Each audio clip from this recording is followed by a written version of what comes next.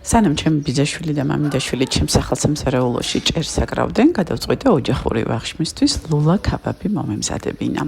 გზადებაში დამეხმარება კენვოდის მანქანა, cooking chef XL, რომელსაც მოვარგე სპეციალური ხორცსაკები და ნადგარი და გავატარე საქონლის ცხიმიანი და ქათმის ხორცი.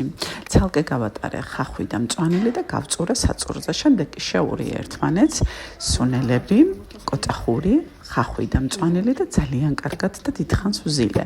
შემდეგ კი აი ასეთი მოძრაობებით ჰაერი გამომდევნე ხორციდან გადავიტანე. ლანგარზე დავაფარე პარკი და მოვათავსე მაცივარში. ამასობაში დავამარინადოთ წითელი ხახვი შაქართან, მარილთან და ძმართან ერთად, რომელსაც ასევე სჭირდება მაცივარში დასვენება. ქაბაბის შეწვისთვის კი კაცურ ნაწილში დახმარება მეუღლეს ვთხოვე, როგორიც არის შეშის და წალამის მოტანა, ბოხრის დანთება და თავად შეწვა. დასვენებული ფარში შამფურზე ავაგოთ ისეთი მოძრაობით, როგორცაც კადრში ხედავთ, ფარში უნდა იყოს მყარი და არ უნდა ძვრებოდეს შამფურიდან.